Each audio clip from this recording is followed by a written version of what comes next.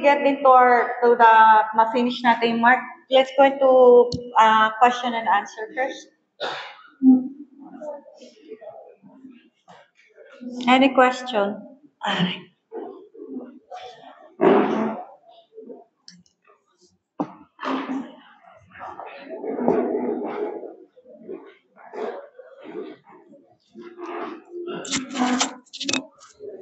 Any question?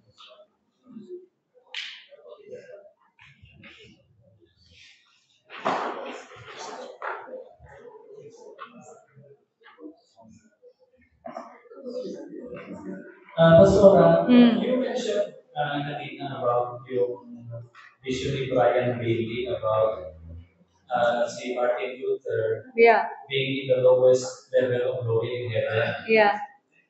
Is this an example of what Jesus taught about yung tinatawag niyang upside down kingdom wherein the first will be the last and the last first? Yes, that will be. He's telling us that it's not how long how much you have done for Christ, but you can be, in the eyes of man, you are first, but in the eyes of God, you're last. It is another aspect of truth because the Bible is so rich in truth. We cannot exhaust it unless that's why we need the illumination of the Holy Spirit to understand it. Kaya, and you will be amazed dahil I have read also many times many testimonies saying that people who believe that they are saved are not actually saved. And they've been serving God for so long. Anong sabi ni Jesus Christ? Depart from me, doers of lawlessness.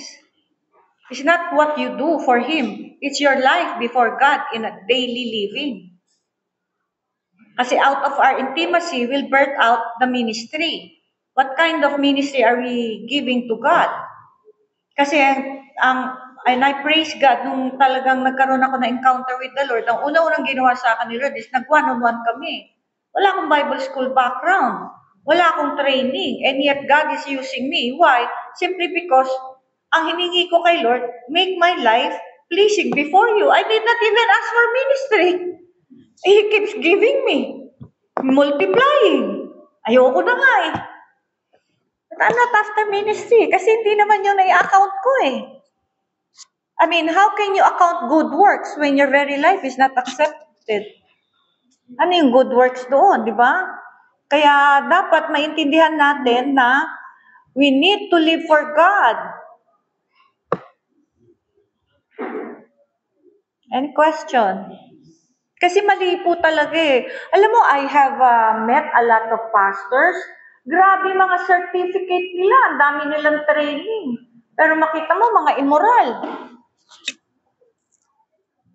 Paano yun? I mean, ano yung account mo? Ang dami mong certificate? Hindi yun ang kailangan.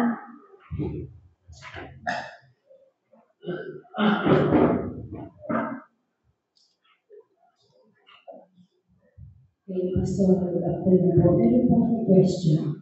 Kasi po may nababanggit ka po kanina yung anak dyan sa person. So, sabi na din po ng Bible, makilala po ang isang tao from its fruit. So, ang tanong, kasi meron akong nakausap na tao, dati po Christian. And then sabi ko, bakit hindi ka nagsisimba? Pero gumagawa siya ng makamundong bagay. So, sabi niya, huwag ka mag-judge kasi alam ko ano ang aking puso sa kanila. So, sinasabi din po, kilala rin po ang isang Kristiyano sa pamamagitan ng dunya. Yeah. So, marami kasing nagsasabi niya na don't judge me kasi sabi ni Lord yung puso ko. But the thing is, makita niyo po ba yung bunga? Kung namumuhay sa kasalanan, ito yun ang bunga. Ganun lang naman yun eh. Kasi there is a difference between discernment and judgment. When you judge a person, minamaliit mo siya. When you're discerning, you're protecting yourself. Ganun po yun. That's why sometimes I assess people to protect myself kasi syempre, minsan mayroon siyang isi-share, mayroon siyang doktrina na I will not accept. Then I'm discerning to protect myself and the flock. But judgment is based on minamaliit mo siya. Yun ang ibig sabihin nun. So, sabi nga, don't judge others. Parang wag mong maliitin. Kasi, katulad nga nung sinabi ko late kanina, someone criticized me for not participating in the praise and worship nung Sunday service nung sa Bacolod. Parang sabi ko, bakit nila ako ginudge? Parang ako, ang confidence ko, because I live before God. Because that time, 2 days na ako, pagod ako, and the same time, I don't sense the Spirit of God. I mean, why would I be hypocrite just to please men? Pag walang Spirit of the Lord, why would I worship? Why would I participate sa ginagawa nila? So I don't. I will not participate. So I'm just being me. I'm just being true na I will not participate in that because the Spirit of the Lord is here. Kaya nga nung nag-preach ako ng message, majority, halos lahat came forward sa altar call kasi na-realize nila maraming mali sa buhay nila because hindi na ipipreach what is needed marinig ng mga tao because the pastor is as afraid to confront sin in the church simply because ang mga members nila mayayaman. Literally mayayaman, mga big time. So I don't care kung big time ka, kung pupunta ka ng langit, ng impyerno, sagot kita pag pastor ako. That is, leaders should always have that consciousness na as long as that person is part of your church, sagot mo, unless na lang pinili niya tumalikod sa Diyos, hindi mo nasagot yon. Dahil sabi sa Ezekiel, your blood is not in my hands.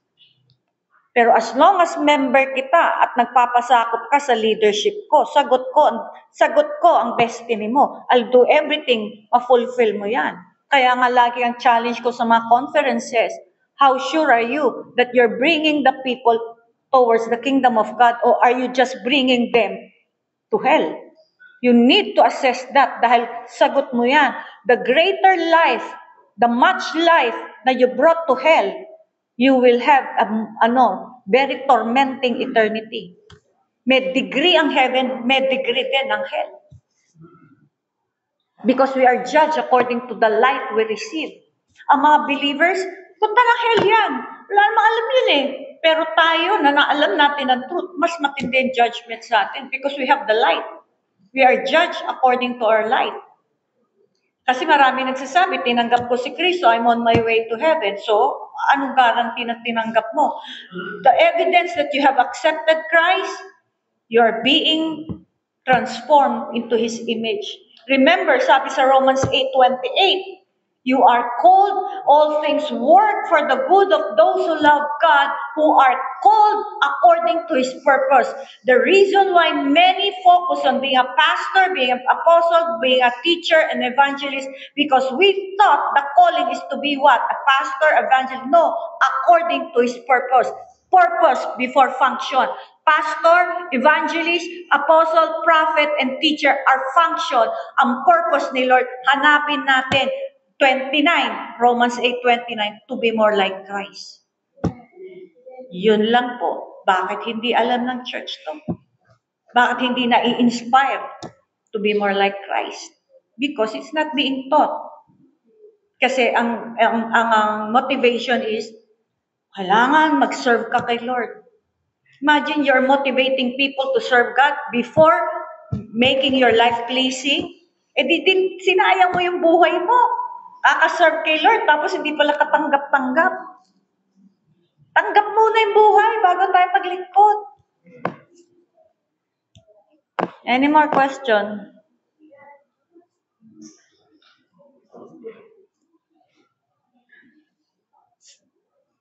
Ano question? I could so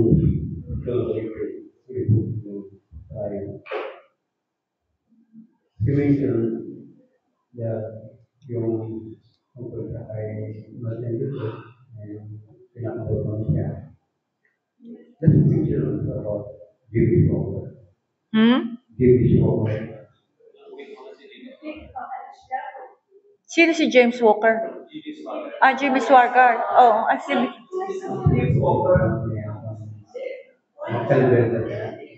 Home?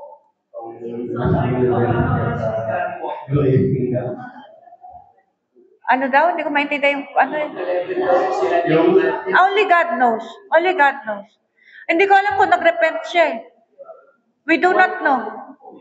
Kasi repentance, galing kay Lord yan. The gift yun eh. Gift, ang repentance is gift.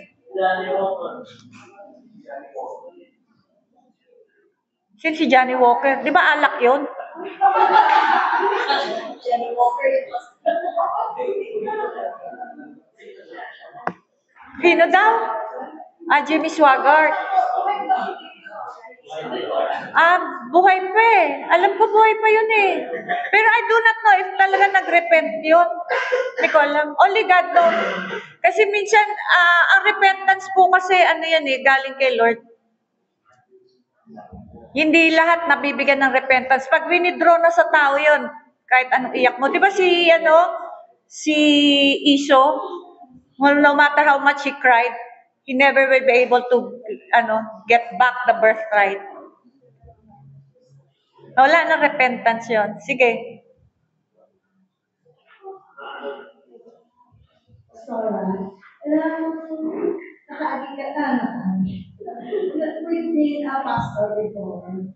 At start we are sweet, Then one day, meron kaming mentor that is very strong. So we were taught to scold. But if I return back, I will repent. Because there is still speaking truth in love. So in what way na kasi na-obey ko lang ito, kasi dahil pastor ba, na kahit na di ba we have to repeat them. So if you are going to teach us how to handle a big and mature security threat as well. Okay, how to correct. Baby and the mature ones and the spiritual leaders. There is maybe a category of course, there is a way to correct people depending on their spiritual level and depending on the gravity of the sin. And if it pertains to moral conduct, then usually pag sinabi mo, I will never consider a matured Christian living in sin. Never. Kasi akala natin maturity is based on tagal na, based on certificate, based on training. It has nothing to do with that.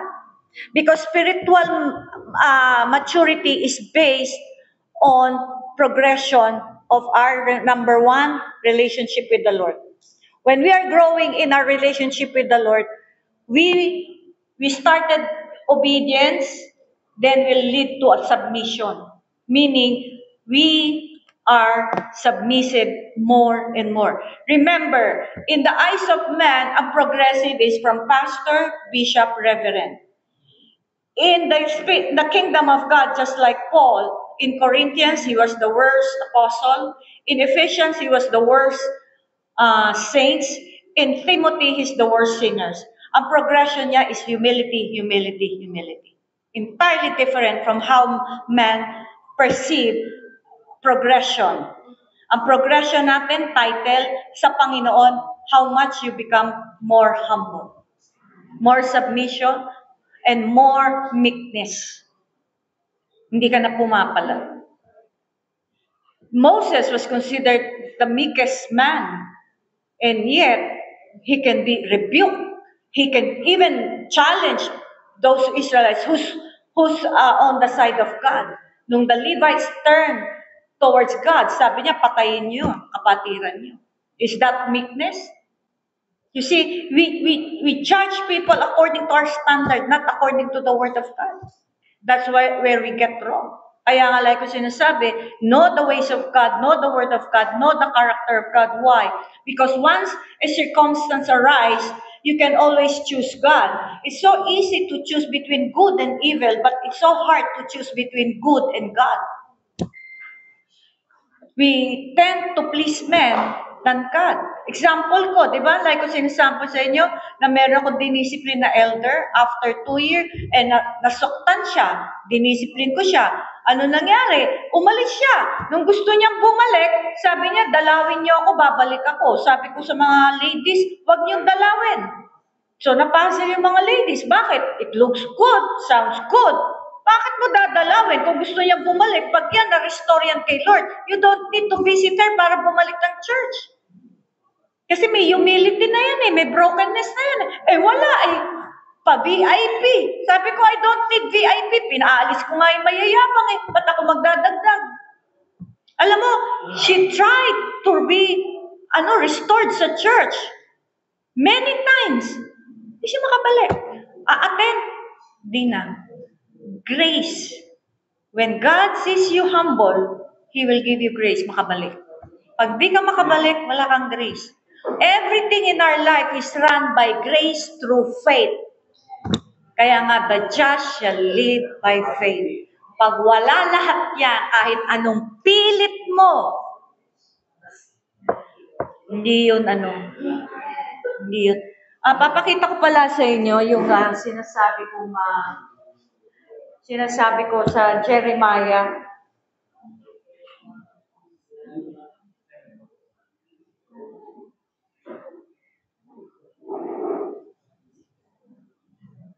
Para maintindihan nyo, pwede pa sa PowerPoint?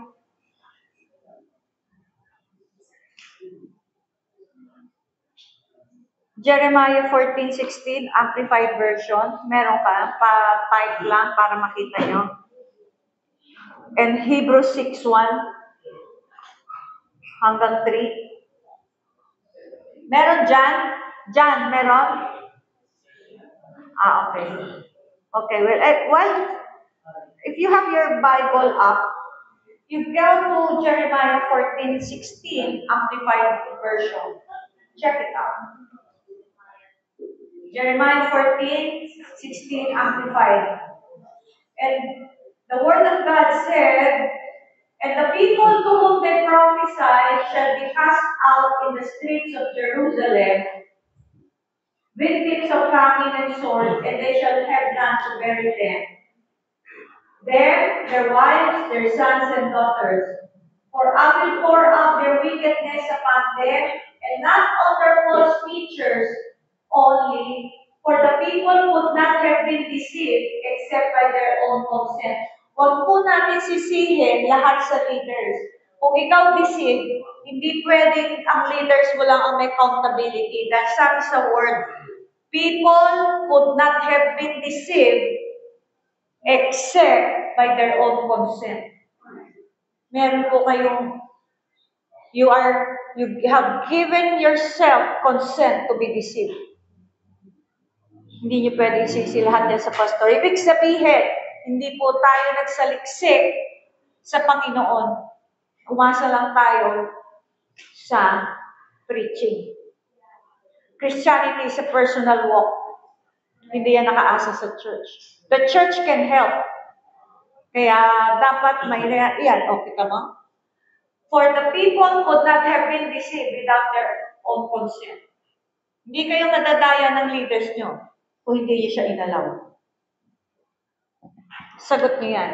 Next, Hebrews 6:1-3. Para maintindihan po natin. Nagtataka ako bakit most of the Christians do not know the Word of God. Ang ginagawa po natin. Ha? Kaya nga. Lagi na lang Hebrews 6, Amplified Version din. Yeah. 6:1-3. 6. Therefore, Okay. let us move beyond the elementary teachings about Christ and be taken forward to maturity, not laying again the foundation of repentance from acts that lead to death and of faith in God. 2. Instruction about cleansing rites and laying on of hands the resurrections of the dead, and eternal judgment. 3. And God permitting, we will do so. Okay. So dito, makita natin, go forward, sa ibang version, is from dead works. What is dead works? Patay buwan. Anything done not in faith is dead works, according to Romans. Okay? Marami kasi mga scripture yan eh. So, if your ministry is not based on faith, that is dead works. Second, consider dead works. Your motive is not for the glory of God, it's for your own. That is dead works. Third, consider Hebrews 6:3. 6:3. Okay? Ay, 6:3. Lahat yan, sabi niya, go on from elementary teachings. And verse 3, ano yung verse 3 dyan? And we will do, that is, indeed, proceed to maturity if God permits. So, if God will not permit you to mature, you will not go to maturity. You see? Now, naiintindihan mo kung paano ibig sabihin na pag hindi ka pinalago ni Lord, hindi ka lalago. So, kahit anong simba mo, pag hindi ka pinalago ni Lord, hindi ka lalago. Kahit anong paglilingkod mo kay Lord, pag hindi ka pinalago, hindi ka lalago. At sino yung ma-overcome na Antichrist? Those who are babes in Christ and those who are carnal Christian. So, paano kayo? Go to the Word and determine saan na po tayo dyan. Kasi kahit anong simba nyo, kahit paglilingkod nyo, kung hindi kayo pinalago ng Diyos, sabi nga niya, go on, and we will do. Proceed to maturity kung hahayaan ng Diyos. Kaya marami sa atin, ang daming title, reverend, pero hindi pinalago ng Panginoon. So the whole church is babes in Christ. Anong sabi sa Matthew 24? Woe to those who are nursing babies. Binabalaan ng Diyos. Bakit mo masisisi yan sa Diyos? Hindi mo pinalago. Because God is not pleased with you. Accountable yan. Accountability yan. You have to understand the word. Ba't hindi po natin alam yan? So, yun ang bantayan natin, mga kapatid. Kaya nga, ang consciousness ko ay make sure kahit konti lang kami, lahat yan papasok ng kaharian. At lahat yan, magaganda ang gantimpala niya. Pero kung lahat yan papunta ng impyerno, wag na lang. Wag na lang ako magpastor. Laki ng accountability ko. Ayoko mag-suffer sa hell.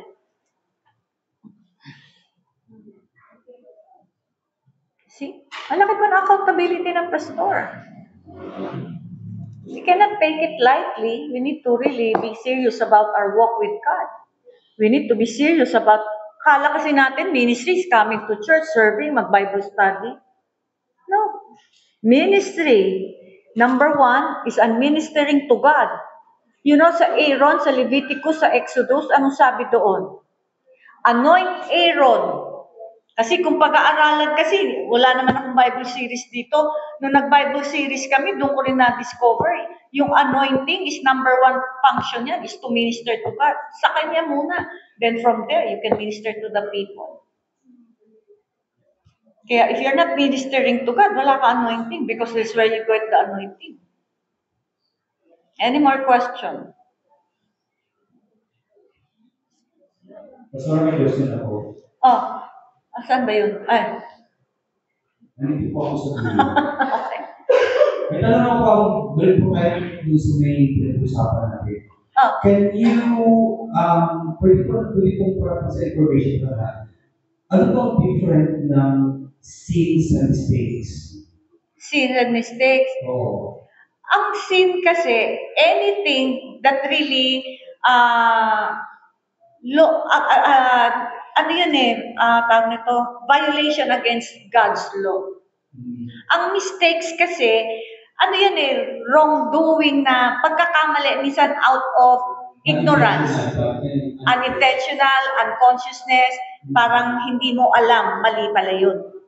Yung ganon. But it's not something na, katulad ng ng what is the difference between Judas and Peter?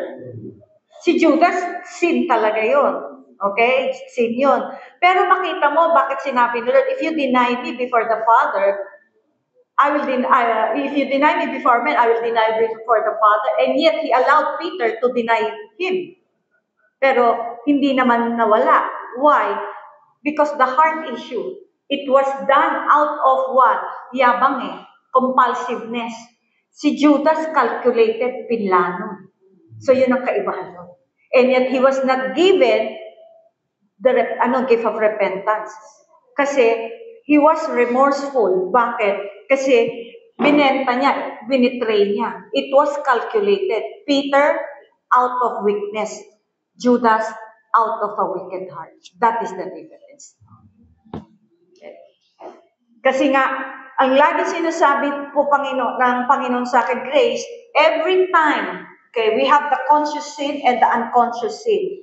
God will reveal to us the conscious sin. Yung mga kasalanan natin, like lying, cheating, being immoral. Ano yan? Obvious yan eh. Paano yung mga unconscious? Hindi niya i-reveal to kung hindi mo dinidil tong conscious. Okay? Kaya nga, ang righteousness dapat ma-impart yan in the inner life. So, the greater you allow God to make you like His Son in the inner man, the greater glory you will receive in heaven. But if in this earth, sabi niya, depart from me, I never knew you, it's not because you're not a Christian. You are a Christian because sabi nga niya, I heal in your name, I prophesy in your name. Christian yun. Bakit? Only those who are baptized by the Spirit has the gifts. You cannot operate in the gifts without the Holy Spirit. So, ibig sabihin, believers yun. So, pag believer ka, and yet you are living in lawlessness at wala kang relationship, sabi niya, depart from you. Never knew you. You are what? Doers of iniquities. Lawlessness. Alam mong mali yan, bakit mo pinamumuhay? Minsan may nagtanong sa akin, Pastora, nagmamahalan kami. Kasi, wala eh. May asawa yung babae. Sabi ko, alam mo ang problema sa pagmamahal ng tao. Love can never be love without truth, outside of truth.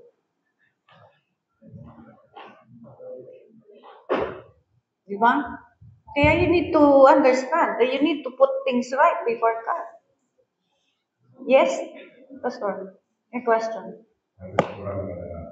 So, kanina nabanggit ang Pastora, yun, parang patilig ko. At kung may mga tao na parang pasaway sa loob ng church, may karapatan ba tayo mag-isip? Number one, ang ginagawa ko po doon, pag part siya ng ministry, inaalis ko lang sa ministry. He will be a member. Now, after being a member, and he will cause division and chaos inside the church, that's the time I expel people from our church. But I will, like sa Mark 18, bring warning first.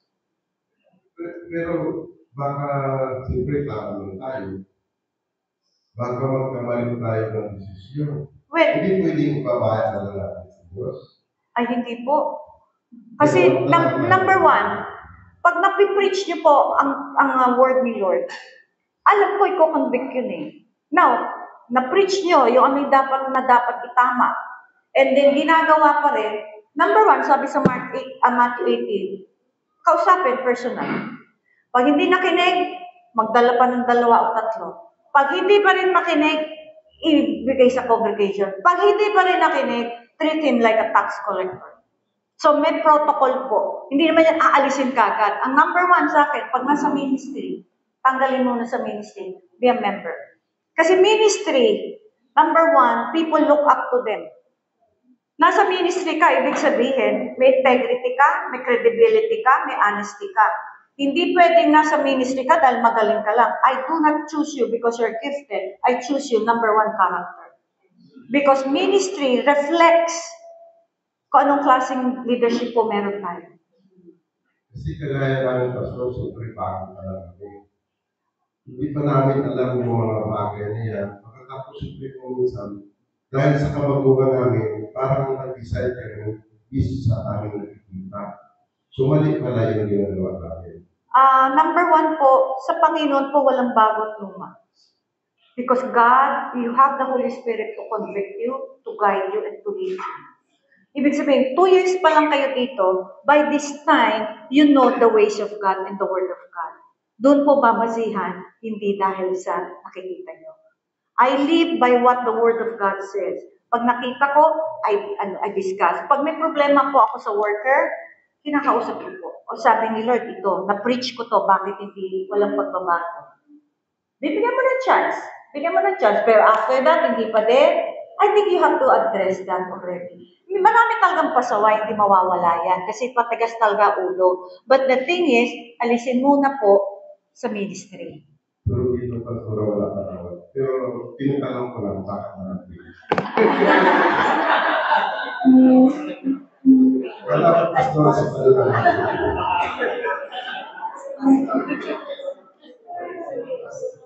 Alam mo po kasi ganito po yun eh. Marami pong church na laging tinatanong palagi at pinabato, we should live in love. But the thing is, sabi ko nga, sa Christianity, we live a balanced life. Dahil sabi rin sa Word of God, Philippians 1:9, let your love grow in knowledge and discernment. So, ibig sabihin, hindi lang puro love, kailangan may knowledge din at discernment. Kasi kung puro love, edi free for all na. Para sige, magkasala ka, you're welcome. So, kawawa rin naman siya. Nagdidiscipline ako, hindi dahil gusto ko lang siyang ipitin. Dinidiscipline ko yung tao dahil for his salvation. Salvation po ng tao, importante ang motibo natin. So, kailangan po, alamin niyo po yung dapat category. Maging elder, maging deacons. Nasa Bible, Timothy. Di po ba, nandyan sa Titus. Nandyan po lahat yan. So, kailangan yan ng category na one wife or one husband. Eh kung dalawa, hindi siya deacon, hindi siya elder. Di ba? Okay. Tsaka secondly, kailangan yung preacher po, walang bitterness yan. Kasi pag may bitterness yan, nagpo-flow po yan sa congregation. Anything more? May napunta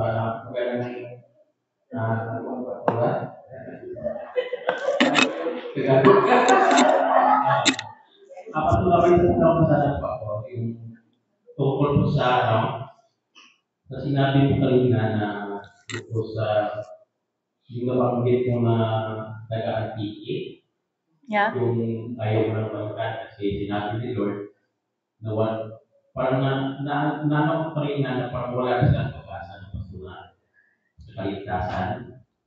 Well, so, mayroon ba mga tao na wala na pag-asa sa kaligtasan dahil sa kanilang kasalanan?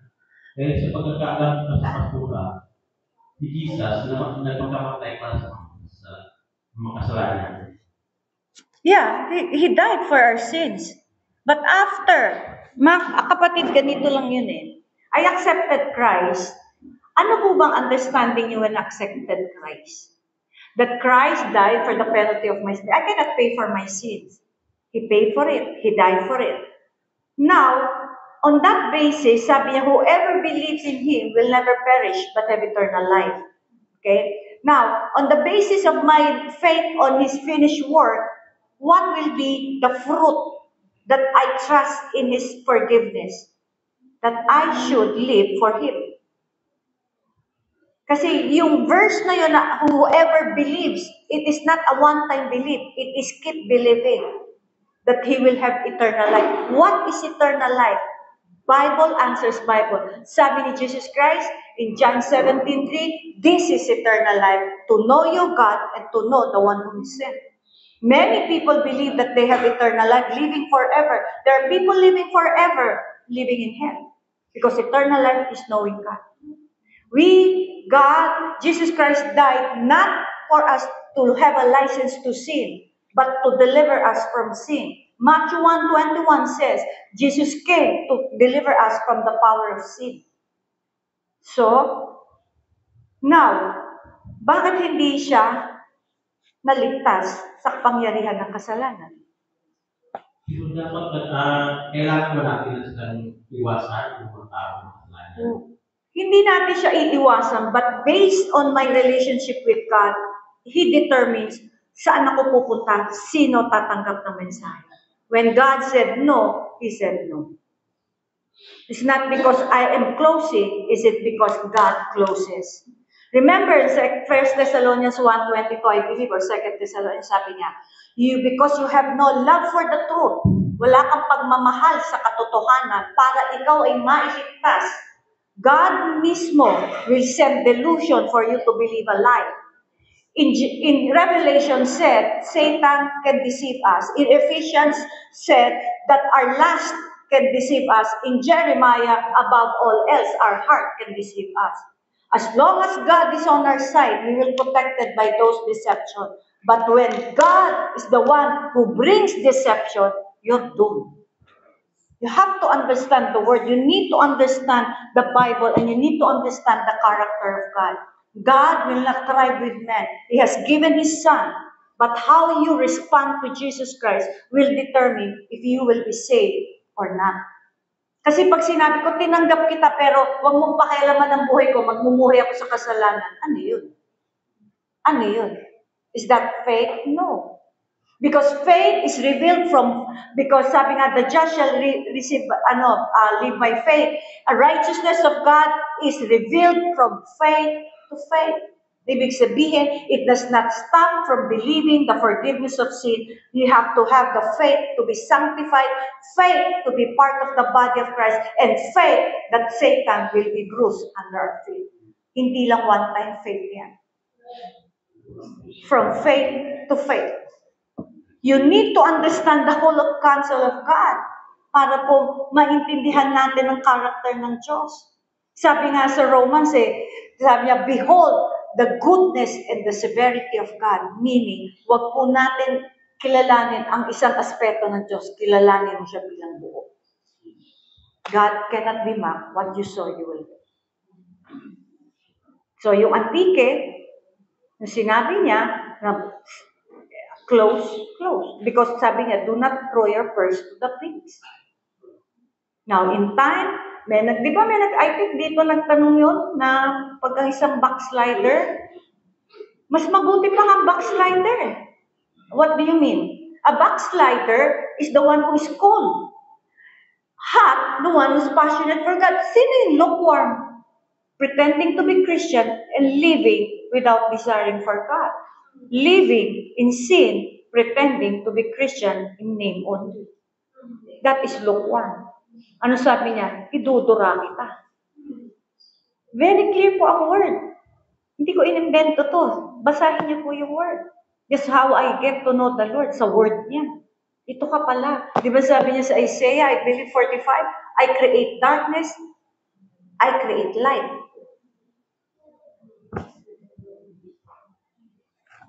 So, balanse po. Kung hindi niya bubuksan, hindi niya bubuksan. Very clear yung word. Sabi niya, if God permits. Kung ayaw ng Diyos, ayaw ng Diyos. Hindi natin mapipilit. Kasi yung mga cases ng pastor doon, immoral, greed, after money. So why? Why reach out to them when they have no heart for God? Sabi ko nga sa inyo, lukewarmness does not mean you don't attend church. You attend church, but you have no desire for God. Kaya nga, tanungin natin may desire ba ako kay Lord? Be honest before yourself. Huwag mo lokohin sarili mo. Be honest. Sino yung ninanais mo in your life? Is it God? Or is it your best interest? Ganun lang po yun. Kung interest mo, ano ka? So you need to understand. You need to know the Word of God. You need to know the character of God. You need to know the ways of God. May nagtanong din sa akin, paano kung Kasi nga, he hates divorce. Eh, paano yung remarried? Annulled naman. Kasal sila. Well, I mean, upon repentance, God can accept them. But ang matalunan dito, yung reward. You will never be in leadership unless na lang someone put them in leadership. But the thing is, iba po ang tingin ng Diyos sa tao eh. We only live for God. That is the word of God. Go back to your word. Please, read your word. Hindi ko ito in-invento word po ito. Very clearly makikita niyo yun sa word. Any more question? Yes. Magandang araw, Pastora. Tanong ko lang po kasi sa aking karanasan, paano ko po ba malalaman kung kalooban ba o kagustuhan ng Diyos yung nangyayari sa aking buhay? For example po, may mga moment at saka may mga time po na binigyan ako ng sign ng Diyos, pero iba po yung pinili ko. Pero binigyan niya yung sign. And then, after how many days, how many weeks, na-realize ko na yung sana yung pinili ko instead yung sa, what I mean, yung number one sana yung pinili, yung binigay sana ng Lord yung pinili ko instead yung sa ibang option. Kung ako gusto ko lang po malaman kung paano ko po ba I mean po yung malalaman na imperfect way kung para sa akin ba yun o I mean kung binigay ba ng Diyos yun o kalooban po ng Diyos sa akin. Well, many times, hindi naman makikita yan agad-agad yung bunga. The fruit will show kung kalooban ni Lord yun. Now, kung nagkamali ka, then, huwag ka na lang umulit. Kasi si Lord kasi, sa atin kasi, marami nagtatanong, paano ko ba naririnig si Lord? Okay? Hindi naman yan audible voice eh. You have to understand, God does not speak in audible voice. Sometimes He does, pag talagang I do sometimes hear Him audible, but most of the time inner. So, paano ko maririnig siya clearly kung hindi ako sanay sa Word? I go to the Word. Babad ako sa Word, and then when I ask something, He will give me an impression. Yung sinasabi ko, impression. Then, huhugutin ng Holy Spirit confirmation, the word na inimpak ko. Kaya nga, nung una ko nang tinawag ako ni Lord, nagbabad talaga ako sa word. Doon ako na-familiarize. Ito yun. Ito si Lord. Example, how do I know in Proverbs 1, sabi doon, Proverbs 1, sabi doon, the wisdom cries aloud. Sumisigaw. How do you interpret that? Without revelation, sabi ko, Lord, what does it mean? So, meron akong kaibigan, nagpa-counseling, sabi niya, hindi pa ako pastor noon eh, sabi niya, Get, 3 buwan na kami hindi nakakabayad ng rent. Sabi ko, bakit hindi ka nagtanong kay Lord, yung gano'n. Tapos biglang sabi niya, hindi ko alam tuloy gagawin ko, pinaalis na kami. So, nung nagpe-pray ako, yun ang binigay. Proverbs 1, wisdom cries aloud. So sabi ko, Lord, can you elaborate? Sabi niya, first month, I am shouting. Para bang, 1 month pa lang di ka na nakabayad, dapat na-alarma ka na eh. Bakit binaliwala? Then second month, dapat ma-alarm ka na nun. So sabi ni wisdom, I'm crying aloud to the streets, to the, di ba sinasabi sa Proverbs 1?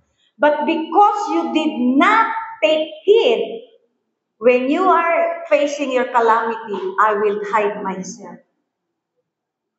Para bang ngayon iiyak ka, hindi mo ako maririnig.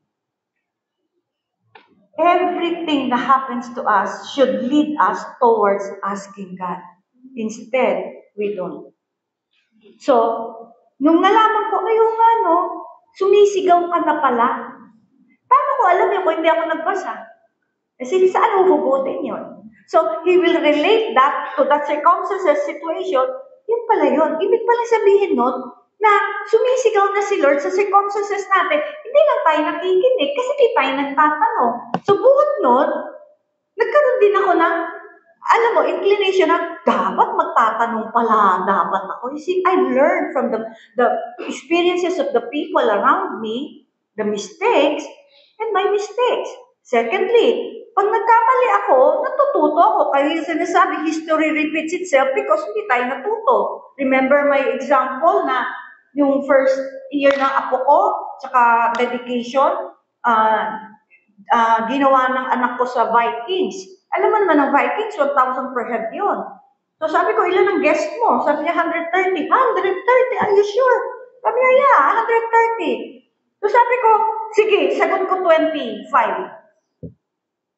25,000. Hindi ko rin alam, ba't ako nagyabang?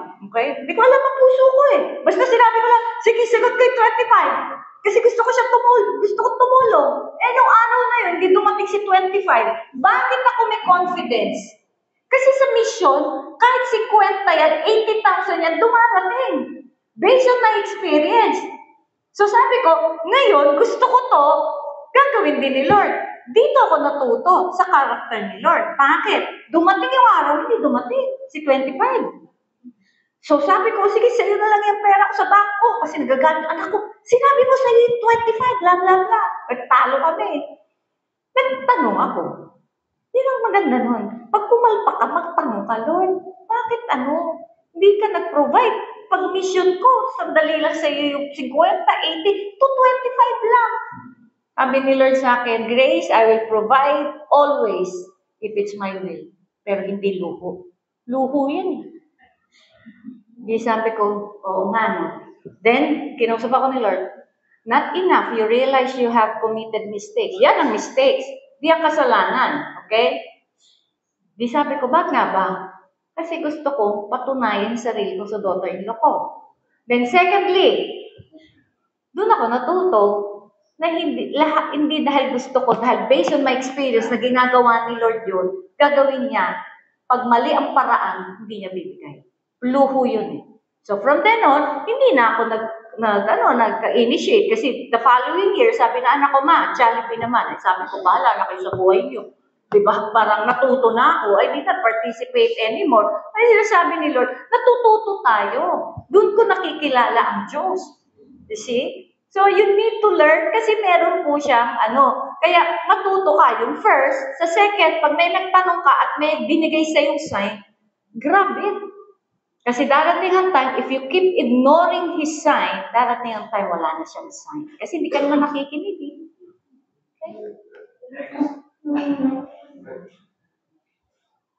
Ngayon nga po, Pastora. Ano nga, Pastora, kanina ba sinabi ko, pastors, leaders, even congregation.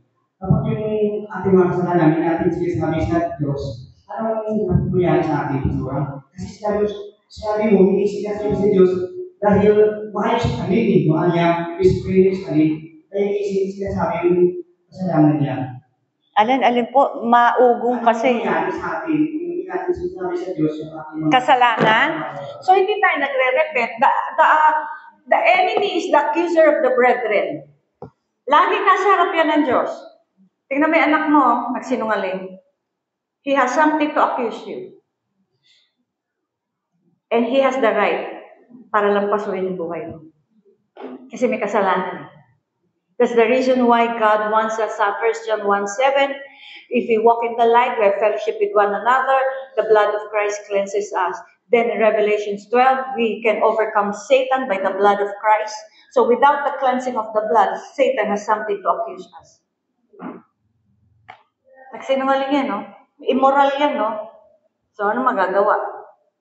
So the Lord will create situation for you to realize may mali. Hindi ka nagre-repent, hindi ka nakaka-realize kasi hindi ka nag-grow in the light. When you do not grow in the light, okay, when you do not grow in the light, hindi ka na-contribute. Pero when you're growing in the light and the life of Christ, konting alam mo na kagad, ako Lord, nagkasala ako sa'yo. Di ba kanina sabi ko nga sa'yo, naging prejudice ako. Wala namang nakakaalam eh. Pero God convicted me. Address my heart. Dapat ganito na po tayo ka-sensitive kay Lord. Ng konting may mali sa puso natin. We just, Lord, forgive me, I am this way. So, parang walang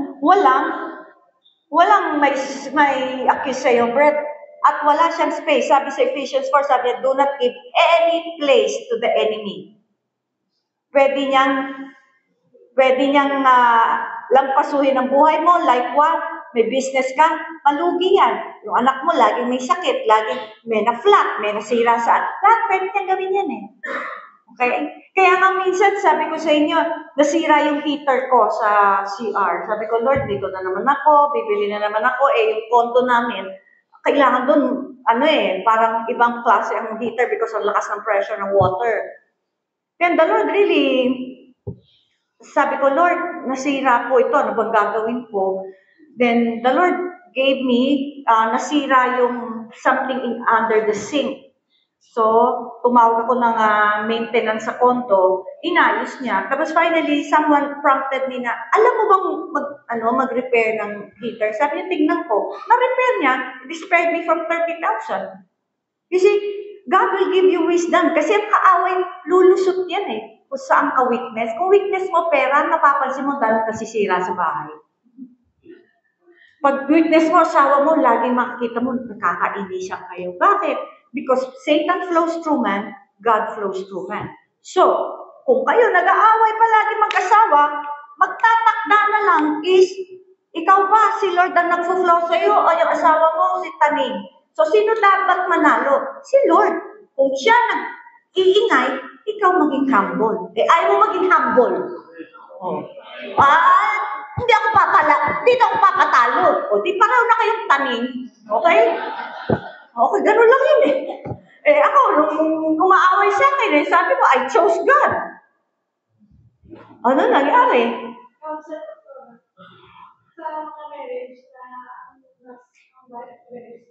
Very strong ang wife. Ewan ko kayong mga lalaki, bahala kayo. Bakit yung binababa yung authority nyo? Alam mo, pinakamali ni Adam at saka ni Abraham, they listen to their wife. You can listen to your wife, upon suggestion, but he doesn't make decision. At kayo naman mga wife, pag pumalpak husband nyo, huwag nyo sabihin, sabi ko na nga eh. Huwag ganun. Okay? Kailangan, you have to assert your authority. Pag sinabing mali, mali. Amen po ba? Okay. Good afternoon po.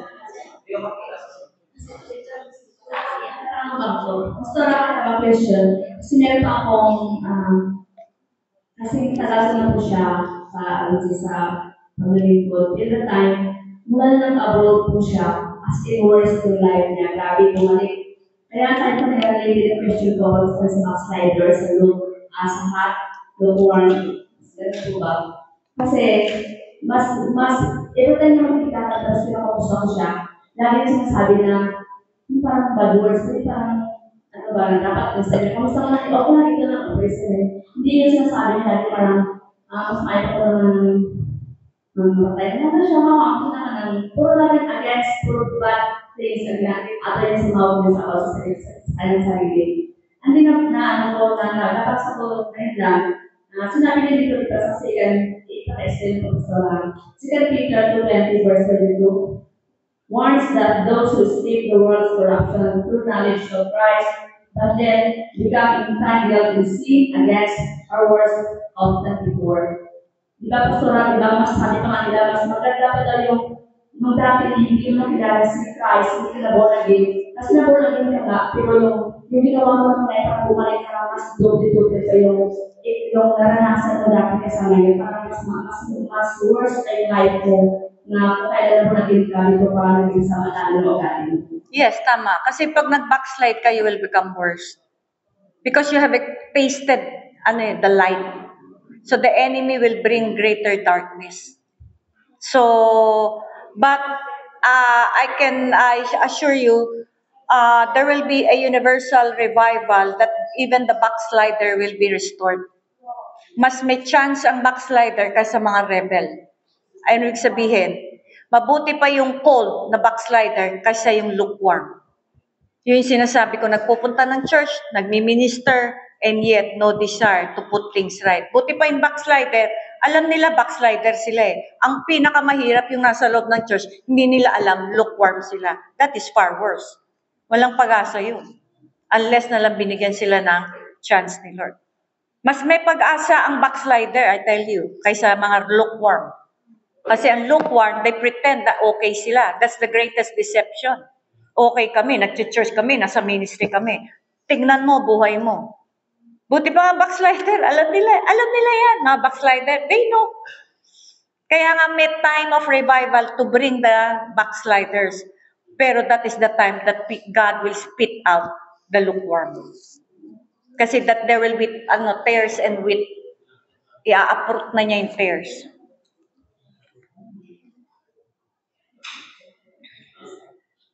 Pero wag niyong hahabulin yung, kasi bukas po, yan po yung, dati alam ko na ituro ko na yung lesson sa backsliding, nasa Luke kasi yun eh. So bukas ituturo ko yun. What is the difference between the lost sheep and the lost son? The rebel and the neglect. So tomorrow po yun. Any more question?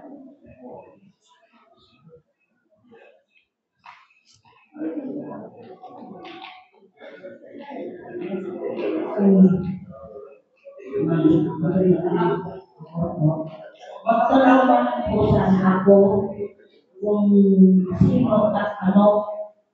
Kasi nung nakarang linggo, wala na akong pamilya. Ngayon, nakita ko kasi sinaupo na ng alkansya ko. Nagpunta ako doon sa trabaho, ngayon kasing sityo. Ngayon, kasing sityo sa sityo, at ako nang harap ako sa lapisa, binuyod ko na doon, kasi 50 pesos. Kanina umaga naman, alam ko na ngayong araw may resita dito. Nalimutan ko, pumunta ako doon, nagdilig ako ng bulaklak kanina. Nung nagdilig ako ng bulaklak, sekot ko talaga doon ang lumilipit ko. Doon ng sakit, doon wala sa sakit ko. Malimutan ko, pastora na ngayon. Bukas yung kabilya ba? Ay, nandiyan na siguro. Nakakot ako. Tapos may nagsasabi na, Mayo. Tinanong ko yung kapitbahay, sabi ko, Sir, sino yung nagmamayo? Saan ba yun? Sabi ko. Ay, sorry, excuse me. Wala namang tao. Yung nagdidili, ng apartment. Yung talaga na, umuwi na ako, tinignan ko yung nagtapunay. Ay, sabi ko, pupunta ako doon. Mas hindi na lang ko maligo yung basura. Sino yun? Hindi ko alam. Sino yung basura? Yung nagbigay na kabila, saka yung nag-aagilid na nag-aagad ng gawin na parang sinilyo. Kung nagbigay niya ang pila sa bahay, nakita ko yung kami ng bagal. Nakapit ako eh. Hindi ko po kilala. Hindi ko rin kilala. Malay ko po, hindi ko kilala eh. Sino yun?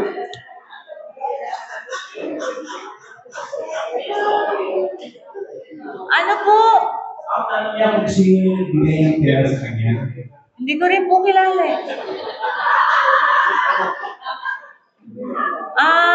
Nanay, I remember I prayed for you. Meron po kasing stronghold sa bahay niyo eh. Baka may luto. Meron po kasi, I remember I prayed for you kasi na-remember ko meron pong anting-anting yung bahay mo.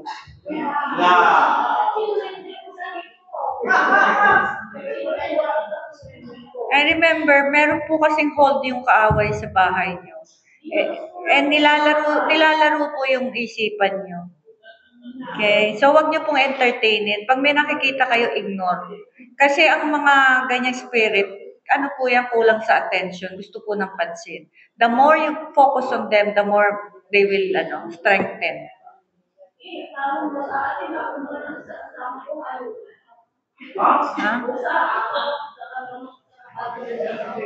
Ha? Ano daw? Ang kasama sa paso, sa Spirit po kasi yon, spirit. Spirit.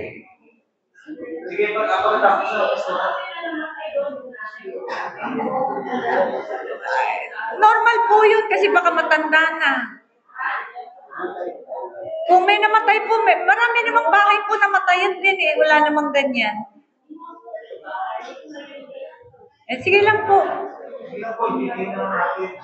Pag-pray na lang ni Pastor Burley yung bahay niyo. Ha? Oo.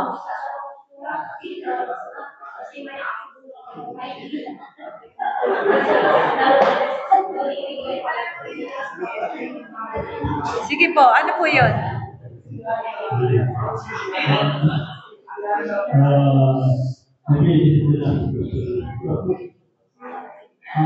Since hindi naman po nakakapit kayo, pero pwede po itong ito sa akin ng question. Or to be we are given by faith now. Anything that's under the law, na gawin natin dapat ang yun, because we are living by faith, by grace, and the way we give, God loves the cheerful giver, then God will give without the understanding. So pray. So, I think it's cool. Since the Old Testament that was the law and knowledge of our churches that time in the Old Testament. But now, there's the other cases. So, still the tithing is still ginagawa pa rin sa churches. All the percentage, the one So, can we say that the tithing is seed? Okay, tithes is principle is seed. And then the law of the failure, ginagawa pa rin po yun, and that's talaga ginagawa ng church tayo. Minsan, by force na yun, you give your percentage to your organization, your tithes, and then if you don't give tithes, Lord will bless you, you curse, and then you wrath God, so, ano po talagang dapat talagang gawain ngayon sa in our time today, to give the money and everything for giving. And the tithes principles. Alam niyo po, someone sent me a video of Billy Graham teaching on tithing is a sin. And because it's a law under the new Old Covenant, tithing is a Old Covenant law. In New Testament, there's no such thing as tithing, but giving from a cheerful heart. It's not limited to 10%. It's not motivated by force, nor even by threat. It is based on how much is the people willing to give. Without any threat or any motivation na, oy, pag di ka nagbigay, di ka nag-bless. Dapat hindi po ganun because it's a wicked teaching. And tithing is really under the law. And we are now under the grace, meaning it's not limited to 10%, but from a cheerful heart. Ako po, hindi ako nagko-collect ng tithes. I don't collect tithes. And I'm amazed, nag-multiply pa kami, nasusustain itong mga gastos ko. It only shows that the ministry that God has given me is not dependent on the money, but on the power of the Holy Spirit. And He would really touch people to give to my ministry without me even asking. Nagugulat nga ako, biglang may lalapit sa akin, Pastora, I want to give sa mission mo, 30K. Hindi ako humingi. I'm not asking. So, ay hindi po po. Para po kay... So, sometimes talagang general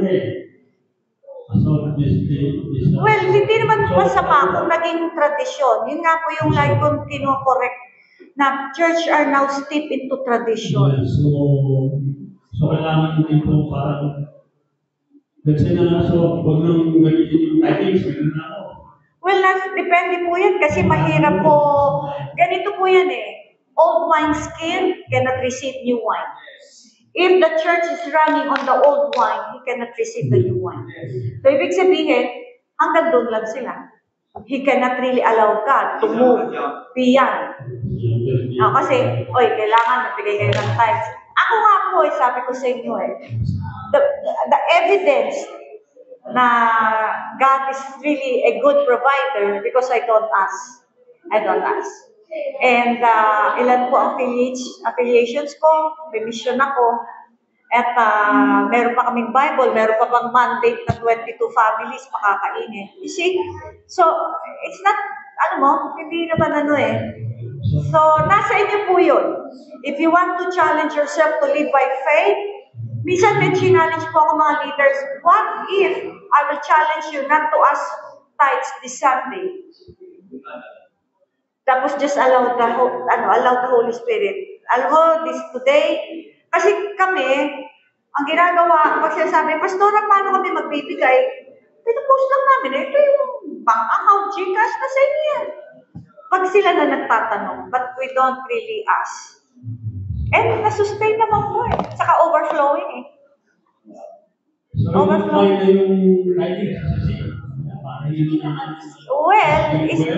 Well, it's not a sin, but more of a tradition. Na para kang nagpa-practice ng old law, old covenant. You're under old covenant, hindi pa rin new covenant. Walang magmasama, humingi kayo kasi talagang kailangan. Pero sometimes I challenge the pastors not to ask. Kasi ako talaga ever since, ako po yung nagbibigay sa church. Talagang wala. I don't ask, I don't anything. Talagang faith talaga. Kasi hindi mo naman masasabi na may faith ka hanggat may capacity ka Pag tinanggal ni Lord ang capacity mo at may pinagawa sa'yo, it is much bigger than what you can, doon papasok ang faith. Kaya nga, sobra-sobra. Mission is not sabi ko sa'yo, mission is not hindi po to biro. Mission, ang laki po ng gastos ko sa mission. Tsaka 3 times to 4 times a month ang biyahe ko. I don't fly with Cebu Pac. I fly with PAL.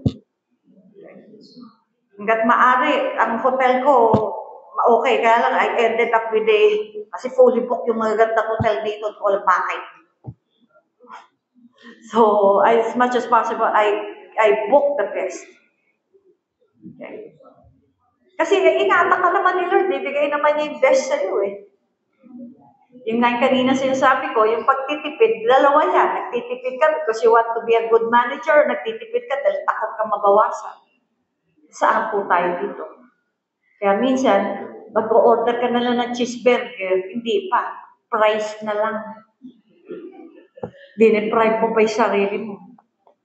Minsan may nagsabi ako sa couple, sabi ng wife, na Pastora, hindi na ako dinitake kasi wala daw budget. Ba't ikaw humingi? Sabi ko saan, ba't ikaw humingi? Humingi sila, nagpapantik, wag Jollibee, yung magandang restaurant. Binigyan sila ni Lord. Kaya nagkataon, walang bigas, napunta sa bigas. Sabi niya, Pastora, walang kami bigas, ba't ikaw humingi? Ang problema kasi hindi tayo humingi Don't stop dating your wife. Meron kasi kami kilala. Sabi ko, don't stop dating your wife. Wala po kami malaking, humingi ka kay Lord. Humingi po kayo kay Lord. Mabait ang tatay natin. Amen po ba?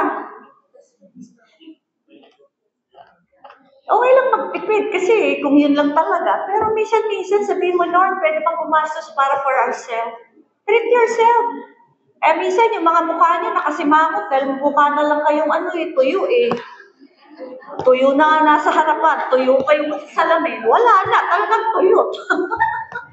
Sige, meron pa question? May tanong pa? Kayong tanong. Tapusin na natin itong Mark. Para bukas, look na tayo. Kung wala na kayong tanong, huwag na kayo naman ng tanong. Wala na ba? Ako meron pang nag-i-inject sa isip niyo. Hindi ako nagtatanong sa ako pasabayan ng tanong po. Sige po.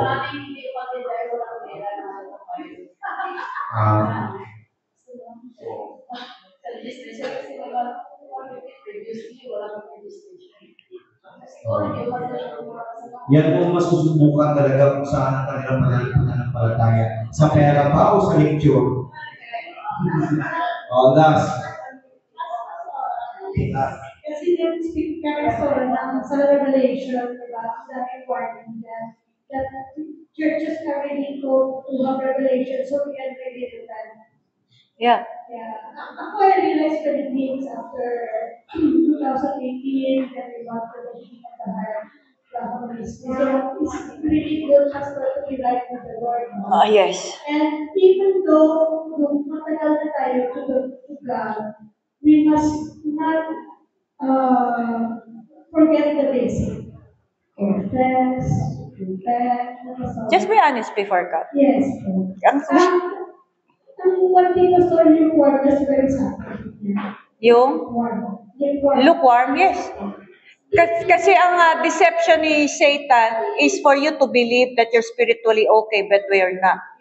When you believe you're okay and you're lukewarm, how do you know that you're lukewarm? You have no desire for God and to seek God's will. Pastor, there is only one thing, Pastor, I want to have a clear explanation, Pastor, for the sake of PhD. Because may nabasa po ako na sa Laodicea, there are two types of water. One is hot spring, that is will bring healing to the physical. One is a cold spring, that will bring nourishment. But the church is neither lukewarm. But I don't know if I'm wrong, Pastor, because he said it's not wrong to be half Christian, to become bring healing to the people, and having hopes, bring nourishment to those needy, basta you are not lukewarm. Well, pag sinabi kasing cold, totally backslider. Total. Kasi yung Pastor, gusto ko makorek na ako, kasi there was one na ko, na you are neither. He said, you are neither. You are supposed to bring nourishment and you are supposed to bring healing for us. You are neither. Ang sabi kasing I'd rather be you cold nor hot. Ibig sabihin, kung backslider ka. You have greater hope.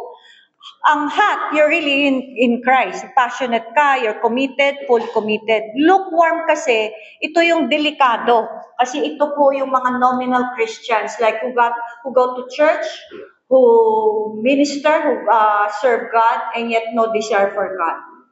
How do you know you have no desire for God? When was the last time sinaliksik nyo ang Diyos at magtanong kung ano yung gusto nyo sa buhay natin? Mostly, we seek God because we need something from God. That is an immature prayer. We need to mature a prayer in a way na I will come before God not to ask what I want or what I need, but more on what He wants in my life. Ang lukewarm is nominal Christians who said they can come to church, serve God, yet they have no desire for God. How do I know that you don't have desire for God? Kasi tayo, when we pray, we approach God asking for our needs. Normal yun. But the thing is, kailangan we mature our prayer in a way that our prayer should not believing I will receive from God, but asking God, what do you want? But it is very obvious in the Word of God that the prayer should be, Our Father in heaven, hallowed be your name. The very first desire must, Lord, I want to glorify your name. Let your kingdom come. Ibig sabihin, Lord, yung paghahari mo, lumago. It's not a one-time, big time, but it's a process that your Lordship will continue to grow. And then, when your Lordship is growing, then your will be done in my life. Without this, you are a lukewarm. Now, many times, dapat ganun ang prayer. Then, after that desire, Lord, yung pangalan mo, mabigyan ng kalwalhatian, yung kaharian mo, at kalooban mo. Then, you can ask your needs. Kaya lang, problema, majority of the Christians, baliktad ang prayer. Give me, protect, preserve me. Nakalimutan, hallowed be, kingdom come, will be done. When you never pray that His name be glorified and His kingdom will never grow, then you're lukewarm. It's all about you. Remember, Jesus Christ, when followed by multitude, by the crowds after feeding, di ba, pinakain sila? Siyempre, susunod sila kay Lord. Pinakain sila eh. Sabi niya, kaya kayo sumusunod, napakain ko kayo eh. Ngayon, sinabi niya, unless you eat my body, drink my blood. You know what it means? Unless you allow me to achieve what I want in your life, you have no life in me. That's what it means. Take the body and drink the blood. You know what it means to drink the blood? The life is in the blood. Fill me with your Holy Spirit, because the Holy Spirit is there to make us holy. It's not to speak in tongues, but to make us holy. Now, if the Holy Spirit is not making you holy, what do you have? What do you have? Posible pong forgiveness. Ito po ang problema ng majority of Christian. Stops in forgiveness of sin, attend church, serve God, nothing more. You are a lukewarm. One day, God will speak you out. Ang lukewarm, Pastor, ano pa siya ng Christmas light? Ha? Parang pala sa Christmas light. Ano yung Christmas light? Patay sindi, patay sindi. May mga Christmas light na matagalang silaw. Patay sindi. Matagalang sindi, matagalang patay. Darating po yung panahon, patay na yun, dire-diretso. Yun nga, kagulan talaga. Patay na yun. Pag napuli na yung iba, patay na. Kaya nga, maraming Christians talaga na hindi lumalago. Hindi lumalago. Walang pagmamahal sa Diyos. Sasabihin, Lord, I love you. Pero pagtanungin mo, kailan mo siya tinanong kung ano gusto niya sa buhay mo? Hindi. Ba't hindi mo siya mahal? Ikaw ba, nung mahal mo yung babae o yung lalaki, di ba, walang tinanong mo, anong gusto mo? Anong gusto mo, anak? Anong gusto mo? Tinanong niyo ba kay Lord yan? When was the last time nagtanong kayo kay Lord, anong gusto mo, Lord, sa buhay ko? Kung sinabi sa inyo, tigilan niyo yung pinagagawa niyo. Bitawan niyo yung relasyon na mali. At sinabing, tigilan niyo yung mga Bible study niyo, wala naman nangyayari dyan. Ano gagawin niyo? Hindi. Kasi nakasanayan na. Hindi niyo mahal si Lord. Lukewarm po tayo. You're a lukewarm Christian. It's all about you. Imagine, marami akong churches na lang.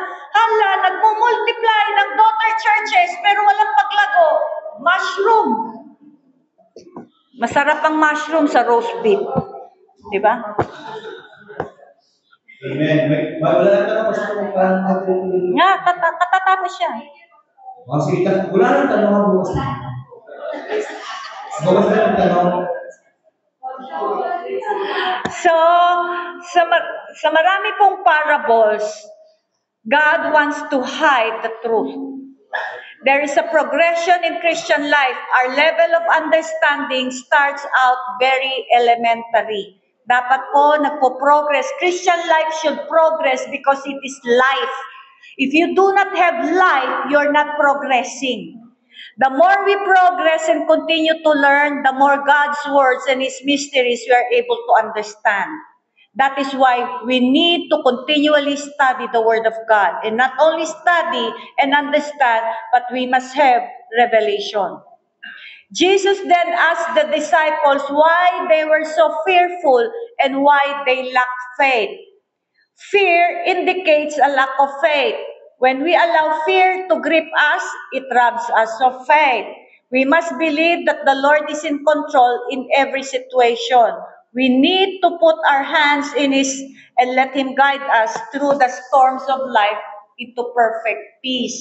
Hindi po okay lang po pag may fear, but let us not stay in fear. Fear is allowed for us to realize we are limited. Limited tayo at marami po tayong kinakatakutan. Identify your greatest fear. Now, ito po yung ibibigay kong tip. Dati matatakutin din ako sa kinabukasan ko. It only shows I am in control of my life. The more I let go of my life, the more I let go of my future, the more I become secure. Akala natin, the more may pera tayo, the more may hawak tayo in control ng buhay natin, secure tayo, the more we are most insecure. The more I surrender my life, the more I become secure. Simply because I'm putting my life and my future in the hand of the one who created me.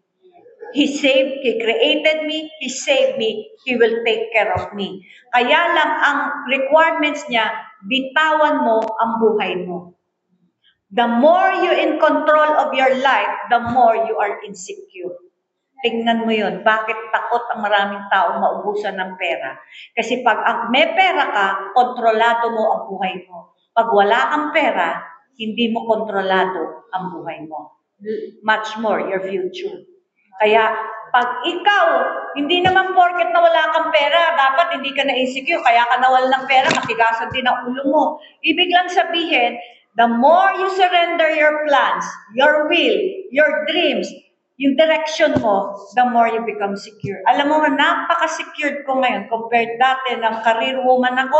Nung dating career woman ako, I earned so much and insecure ako. Ngayon, I'm not earning anything. I am more secure. I'm more secure. You know what? I asked the Lord, Lord, bakit ako lagi mong binibigyan ng mandate? Bible, families. Alam mo, sabi niya, because I can trust you, because you can surrender your money to me. Tanungin ko sa inyo, kailan po kayo pinagkatiwalaan ni Lord? It only shows, pag God is not entrusting anything, He cannot trust you enough that you will put His will above your will. Imagine, sabi ko, sa dami kong nadaanan na mayayaman, marami akong Christian friends na mayayaman, bakit hindi sila binigyan ng assignment? Simply because their money have a grip in their hearts. Masarap pong makalaya sa love of money. Money must be a servant, not a master. Kaya nga, tanungin po natin si Lord, Lord, from 1 to 10, gaano ko kamahal ang pera? Magugulat ka, baka sabihin sa iyo, 11.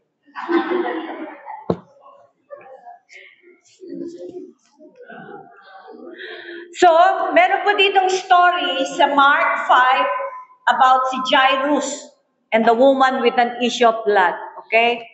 Si Jairus, nagpunta kay Jesus Christ simply because he has faith. He approached Jesus Christ, sabi niya, please come with me. My daughter is about to die. So on the way, na-derail sila. Bakit? Because there was a woman with an issue of blood. Okay? So makita mo dito that the woman tried to squeeze herself to touch Christ. And then when she was able to touch Christ, sabi ni Jesus Christ, who touched me? I've been sharing this with you. Ano sabi ng mga disciples? Napasal sila. Ang dami nagtatouch sa'yo. Why are you puzzled with one touch? Because that one touch, na-release yung power. Simply because a touch that has faith can release God's power. A lot of people touching Him out of curiosity. In the same way, many Christians come to church, come to seminar and discipleship, come to many gatherings, and yet cannot receive from God the real touch simply because out of curiosity. Sabi ko nga sa inyo, discipleship is not here to gain knowledge, but to gain Christ. So, what happened when she was touched, he received the healing. Great is your faith. Then someone from Jairus' house came over and said, don't bother the teacher, your daughter is dead. Many times we receive a confirmation from the Lord that God will answer our prayer. This is how we can relate this.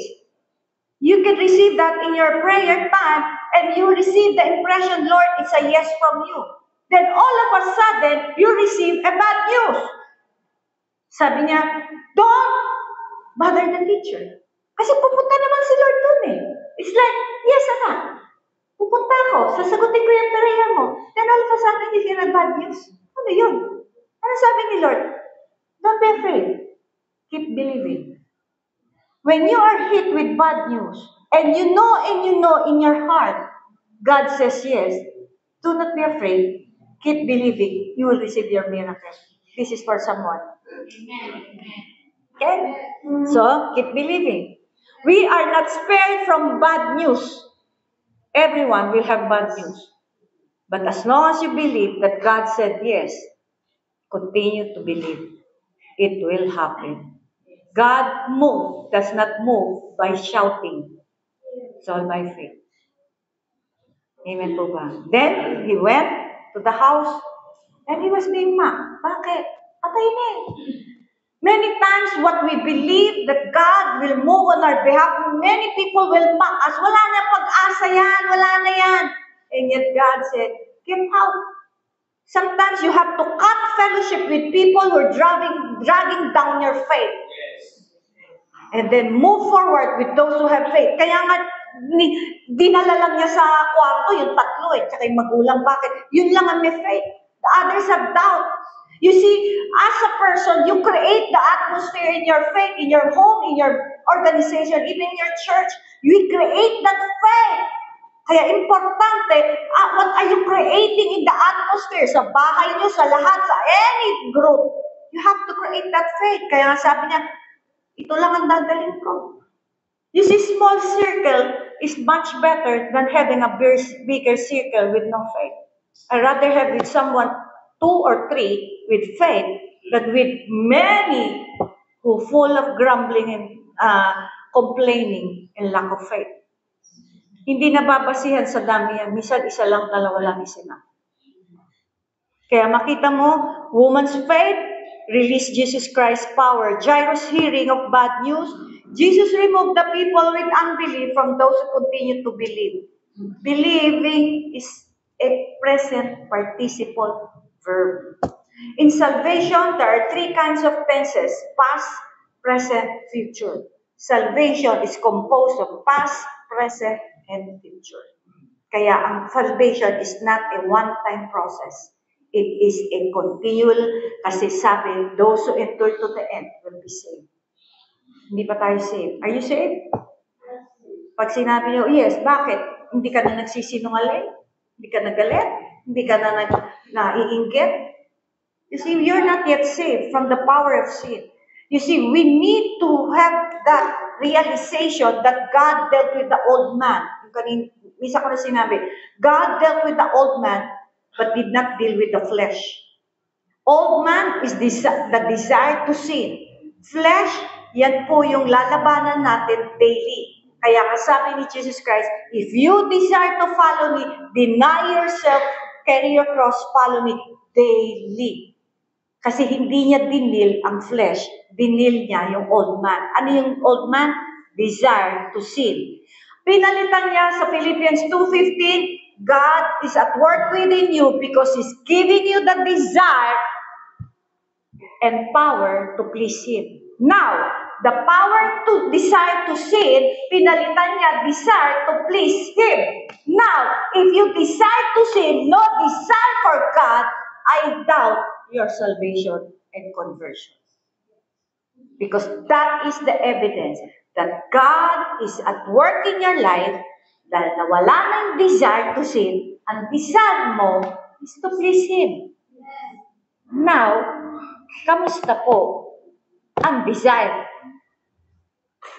Pag may desire ka pa, mag-watch ng porn, tapos wala kang desire for God, maybe you're not truly converted. Nag-pray ka lang ng acceptance, but it's not the power of the Holy Spirit. Marami po kasing nag-pray of prayer of acceptance, but not the Holy Spirit. Kaya marami hindi talaga saved sa loob ng church. Kaya nga, kailangan, tanungin po natin, ano po ba talaga? Are we really saved? Okay? So, last day church will be known for these 2 qualities, wisdom and power. The purpose of the church is to reveal the wisdom of God and also the power of God. Sending out the 12 and commanded them to take nothing. Jesus was trying to teach them total dependence upon Him. The Lord was not commanding us to take a vow of poverty. Hindi po, never. But simply to put our trust in Him and depend upon Him. Kasi marami pong religion, pinag-give up, pinabibenta lahat ng properties, bibigay sa leader. Tapos mamumuhay ng poor. Hindi po yun biblical. The convents and monasteries of the Middle Ages began with the principle of poverty. You do not have to reduce yourself. God is well able to reduce you. When God reduces us, there is grace to go through it. May parating po ang time, talagang si Lord nang magagawa ng paraan na ikaw po financially mag-struggle. Minsan napapansin ko mga Christians, dati may pera, biglang nawala. Paano? Kasi nung may pera, nakalimutan ng Diyos. O tinanggal ni Lord yung pera, o natauhan siya. Hindi pala pera. O ngayon, pinrosper, may danger na naman na mawala kay Lord. Bakit? Prosperous na naman. Mga kapatid, it only shows that your heart is not established in God. Kasi nga sabi ni Paul, I have learned to be in plenty and I have learned to be in want. Meaning, pag mayroon po tayong pangangailangan, nagtatanong tayo kay Lord, Lord, paano po ba ako makakabayad? Pero nung nagkaroon na ng maraming pera, hindi na nagtatanong. Bakit? Kaya mo na. Pag nakabayad ka na lahat ng bills, hindi ka ba nagtanong? Ako, pag minsan may nagulat ako, may nag-deposit bigla ng 50, wala naman akong lakad, nagtanong, para saan to, Lord? Nagtatanong ako katulad yan, bago ako pumunta rito, I receive mga 60K yata. Sabi ko, para saan to? Ito lang naman ang kailangan ko. Quiet si Lord, tinagiptay ako. Tapos sabi ko, sige, so I keep giving na naman ha. Sino ba may makailangan dyan? Alam mo yun, pag may pera ako, nagtatanong, sino ba may kailangan dyan? Huwag kayo magbe-message sa akin ha.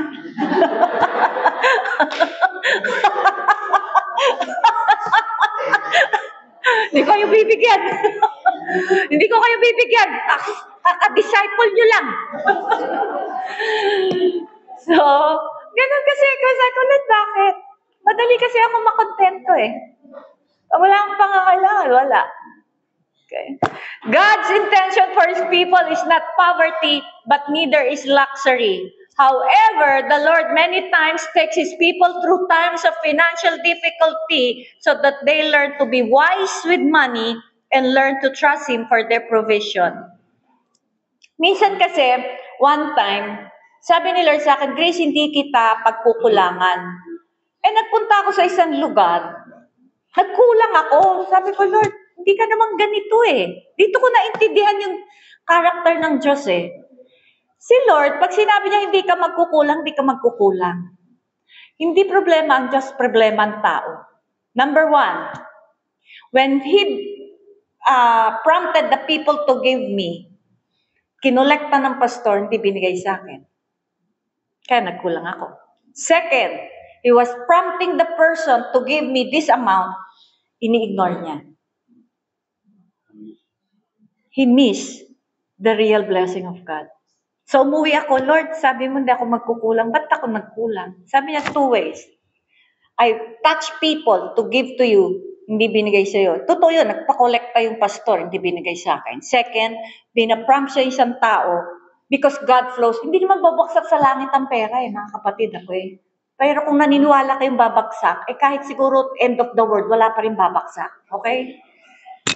God flows through man, and Satan flows through man.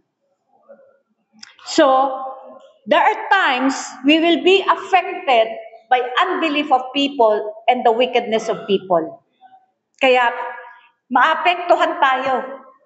Hindi pwedeng sabihin mo, kunyari isang tao nagkasala, siya lang. No, everyone will be affected. Yung ginawa sa akin ng pastor, napektuhan ako. You see? So mga kapatid, do you think the consequence? Pati family yan, the consequence. You do not sin by yourself. When you sin, the consequences is far greater. Look at David. When he sinned with Bathsheba, anong sabi ni Nathan? Diba, nagparable pa siya eh. Anong sabi naman ni David? Galit siya doon. That man will pay fourfold. Sabi ni Nathan, you are the man. Nagbayad siya ng 4. Sinabi niya eh. Siya yung nag-pronounce ng judgment. Unang namatay yung baby. Second, yung isa niya anak. Then third, Absalom. Then the fourth. 4 na anak niya namatay. Siya ang nag-pronounce ng judgment. But that Nathan shows He sent Nathan out of mercy. When God sends messenger to you to warn you, it is out of mercy.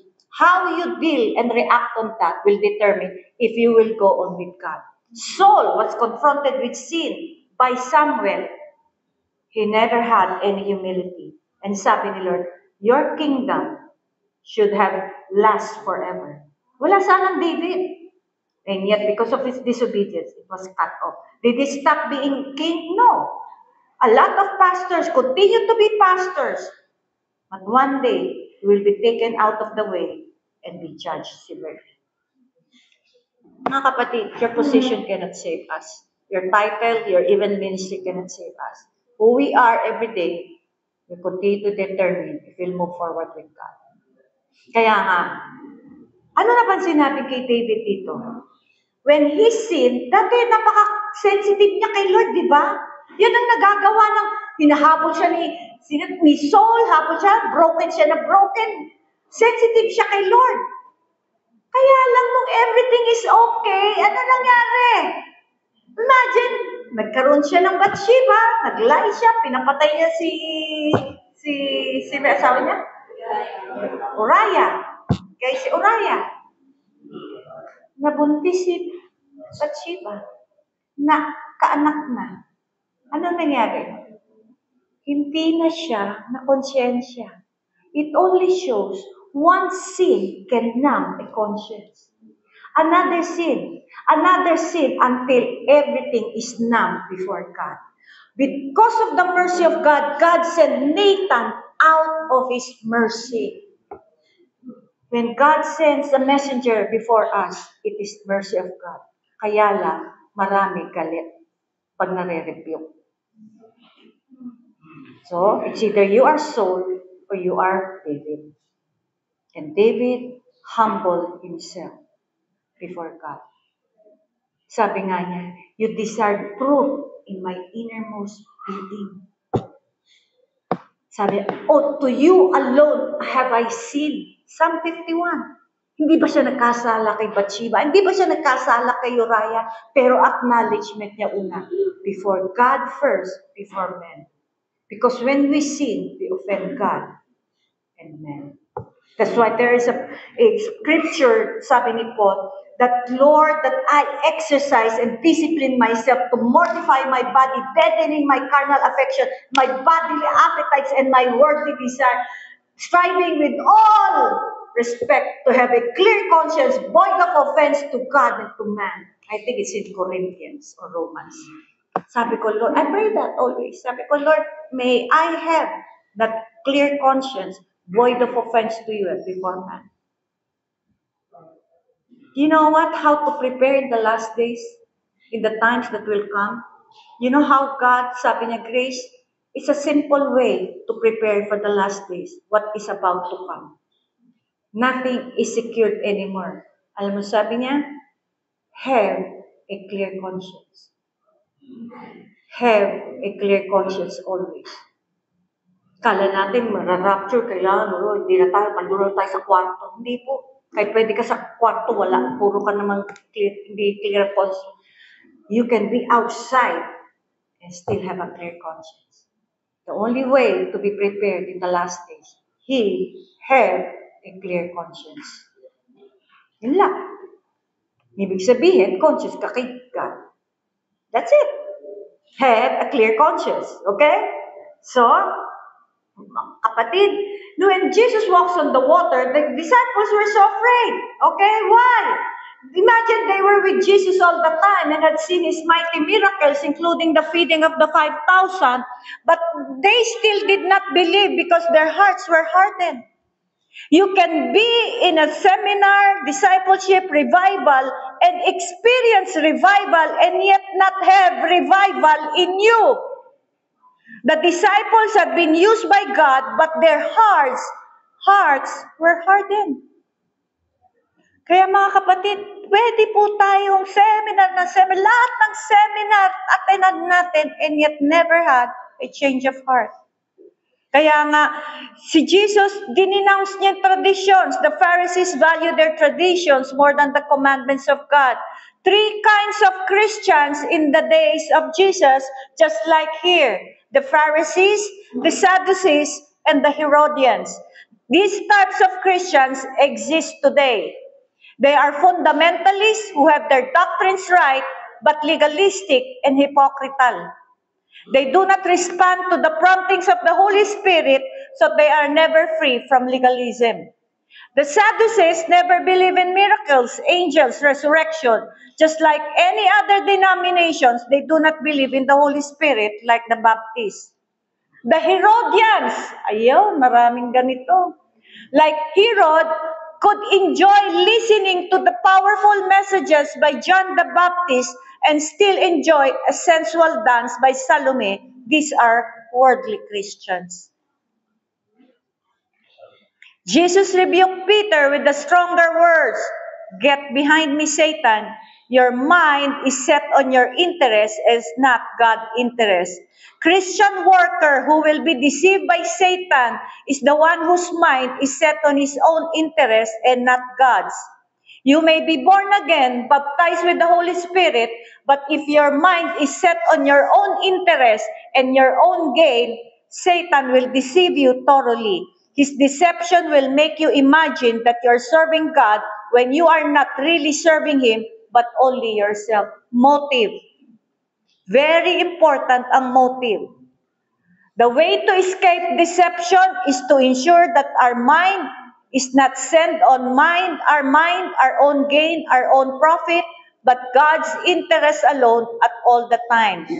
The boy healed, you see, unbelief and faith can exist together.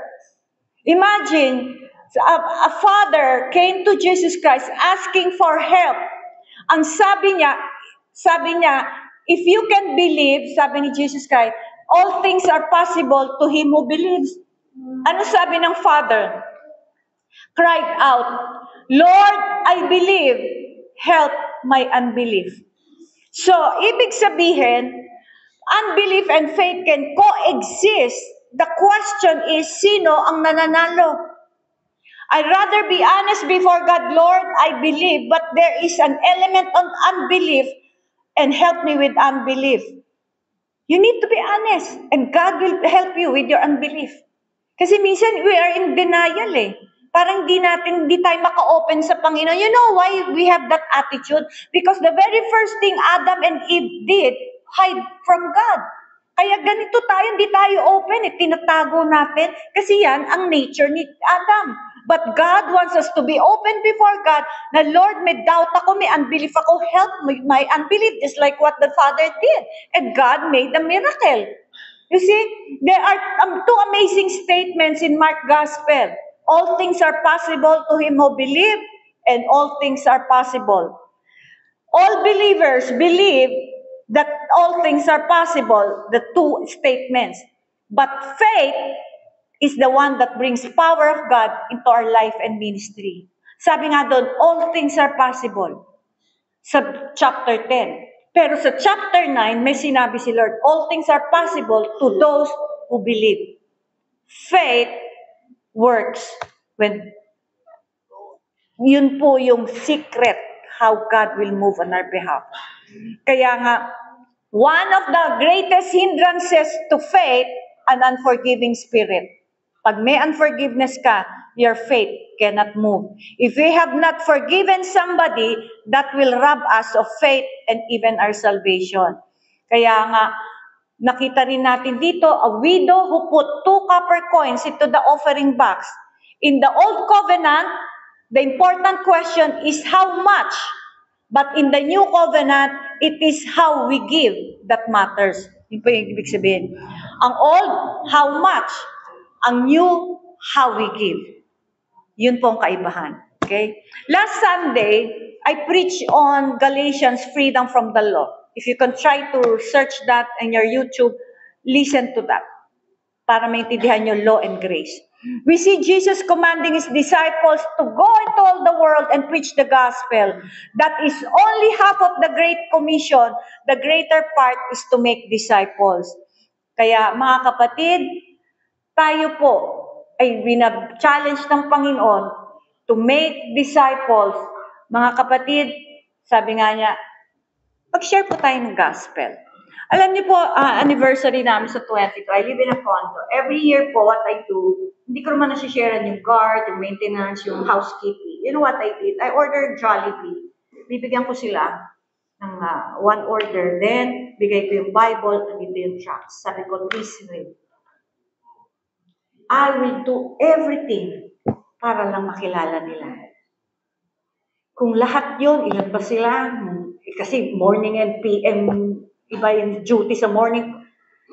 I invest in the life of people, salvation.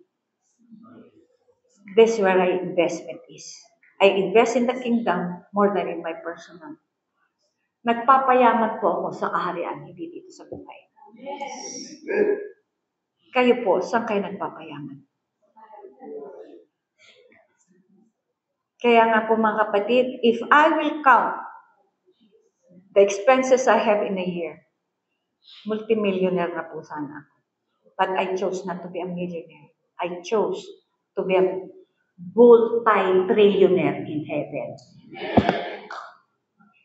You know, my greatest reward, being close to the throne of Jesus Christ. And I challenge you, before giving, before sacrificing, put things right before God. Sabi ko nga, discipleship is not to gain knowledge, but to gain Christ. Meaning, I put God first. Isa lang po ang i-goal nyo this year, to challenge you. Lumaki po paghahari ni Kristo sa buhay niyo. And all things will flow from that. You can sacrifice more, you can do more. Why? Because out of the abundance of the heart will give. And you cannot have abundance within if Christ is not the one who's giving. So, kailangan puno ang loob para pag ginawa mo ang panglabas, kalugod-lugod sa Diyos. Dahil ang galing sa loob, naging pinuro ng Diyos. That is the key in my life. And I pray that I think part to this revelation, maraming mababago sa buhay. Amen po ba? Bukas po, tatapusin ko ang Book of Luke and the backsliders. Mayaman po ang salita ng Diyos. Amen po ba? So with that, I thank you for your time. Tomorrow, I will see you. Amen. Father, we thank you, Lord, for this day. You have enriched our lives with your revelation of who you are. Lord, sana hindi matapos dito. Maging mayaman kami, hindi sa lupa, kundi mayaman kami sa pagkakilala sa iyo. Maging mayaman kami sa kaharian mo at mabago ang lahat ng inclination ng buhay namin. Na dumating po sa panahon ng aming buhay, na iisa na lamang ang ninanais namin, just like David, one thing that he desires, iisa na lang. May we desire one thing, is you, to know you and the power of your resurrection. Father, I thank you, I give you all the glory, the praises, and the honor, the thanksgiving. And I pray, Lord, that you will continue, Lord, to be lifted up, to be honored, to be glorified, to be magnified in our lives, even in our gathering. Lord, ikaw lamang po ang bida, ikaw lang ang may tataas, at ikaw lang makikilala. Kaya ikaw lamang po ang tatanggap ng lahat ng papuri at pasasalamat sa pangalan ni Jesus. Palakpakan po natin. Can I give it as I give my mom?